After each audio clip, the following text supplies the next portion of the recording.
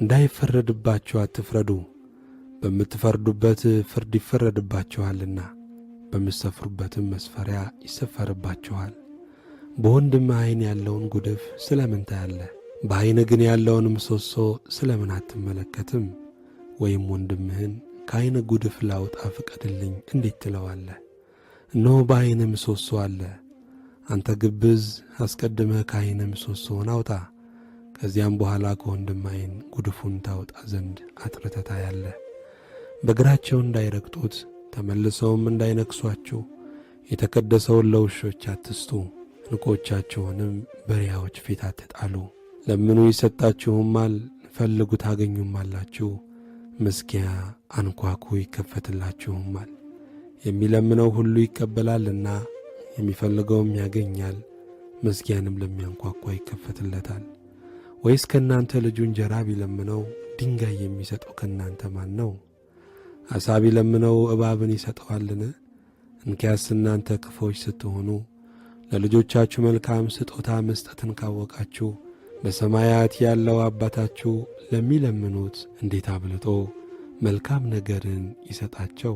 እንግዲህ ሰዎች ሊያደርጉላችሁ የምትወዱትን ሁሉ እናንተ ደግሞ እንዲሁ አድርጉላቸው፣ ሕግም ነቢያትም ይህ ነውና። መጠበበው ደጅ ግቡ፣ ወደ ጥፋት የሚወስደው ደጁ ሰፊ መንገዱም ትልቅ ነውና፣ ወደ እርሱ የሚገቡ ብዙዎች ናቸው። ወደ ሕይወት የሚወስደው ደጁ የጠበበ መንገዱም የቀጠነ ነውና፣ የሚያገኙትም ጥቂቶች ናቸው። የበግ ለምድ ለብሰው ከሚመጡባችሁ በውስጣቸው ግን ነጣቂዎች ተኩላዎች ከሆኑ ከሐሰተኞች ነቢያት ተጠንቀቁ። ከፍሬያቸው ታውቋቸዋላችሁ። ከእሾህ ወይን ከኩርንችትስ በለስ ይለቀማልን? እንዲሁ መልካም ዛፍ ሁሉ መልካም ፍሬ ያደርጋል፣ ክፉም ዛፍ ክፉ ፍሬ ያደርጋል። መልካም ዛፍ ክፉ ፍሬ ማፍራት ወይም ክፉ ዛፍ መልካም ፍሬ ማፍራት አይቻለውም። መልካም ፍሬ የማያደርግ ዛፍ ሁሉ ይቈረጣል፣ ወደ እሳትም ይጣላል። ስለዚህም ከፍሬያቸው ታውቋቸዋላችሁ። በሰማያት ያለውን የአባቴን ፈቃድ የሚያደርግ እንጂ ጌታ ሆይ ጌታ ሆይ የሚለኝ ሁሉ መንግሥተ ሰማያት የሚገባ አይደለም።